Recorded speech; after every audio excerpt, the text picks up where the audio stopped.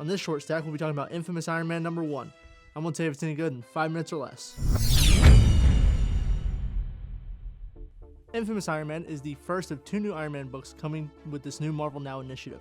It's done by Brian Michael Bendis and Alex Maleev, the same team who did International Iron Man just a couple months prior.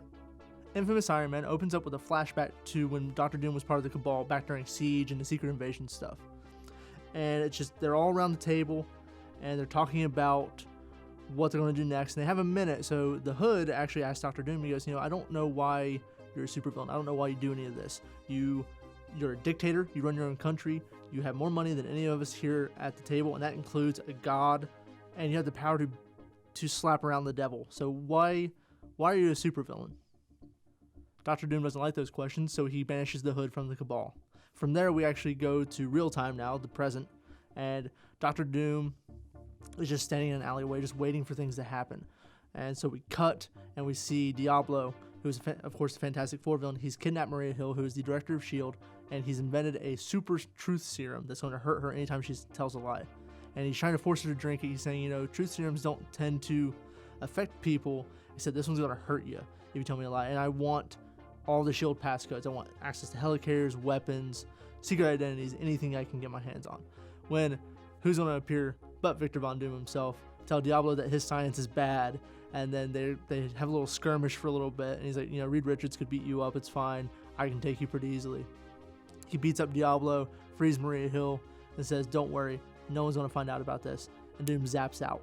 From beating up Diablo, Dr. Doom goes to Dr. Amara's office, who, as you know from the last volume, is Tony's girlfriend or ex-girlfriend.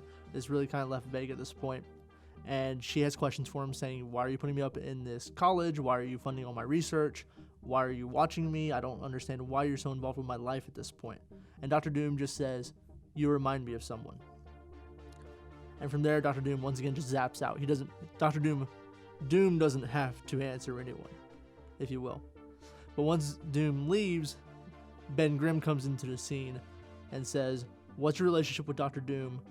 Tell me everything. Because, of course, Ben Grimm has no reason to trust Dr. Doom. And the issue actually ends with Doom in Tony's armory. He's looking at some of the helmets, and an AI of Tony Stark pops up and says, the Avengers have already been called, and you're basically under arrest. Doom says that's not going to be needed. They have a talk for a brief minute about what may have happened to Tony. He's downloaded his consciousness into an AI, into a holographic AI, which will play into Riri Williams' book. But Tony Stark is now MIA. And Doom says, I'm going to be Iron Man. I'm going to be better. I'm going to make myself better. And when Tony says he can't do that, Doom says, I wasn't asking permission. And Doom blasts off in a scene very reminiscent of Invincible Iron Man number 1. And the last page of the issue is actually a voice talking to a very special someone saying, well, maybe he is going to be the man you thought he was. And with that, we have the end of Infamous Iron Man number 1. It's a very quick read. It's a very nice read.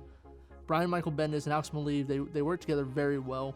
Maleev's art, in the same way that I felt like David Marquez was kind of the perfect choice with his colorist for Bendis' Invincible Iron Man, I definitely feel that Maleev and Matt Hollingsworth, in this case, are the perfect choice for art on Infamous Iron Man. The way that the art and the colors kind of blend together, and the scratchiness and the dark atmosphere being drawn here, I love the way that it comes across on the page. And I think it helps with the fact that Doom is a villain and we think he's trying to be better. However, I'm still a little worried about this book, mainly because it seemed like Bendis' Iron Man, you get one good issue and then a few issues that are just kind of okay. Plus, I'm still a firm believer in that this book shouldn't be around. You could probably cut out about half of this book and then stick it into the Riri Williams book, and that way you follow one Iron Man book and you get 2 really cool different stories about 2 people trying to live up to the Iron Man name. I think that would have been a lot more interesting. Obviously, that's not the state of the industry right now, and Marvel likes our money. And that's all I've got for you on this short stack. Hopefully this review has helped you find out if you want to pick up this book or not, because I know International Iron Man was very hit and miss for some people. But if you like what we're doing here at Comic Plunder and the Short Stack, please like and subscribe. I'll see you next round.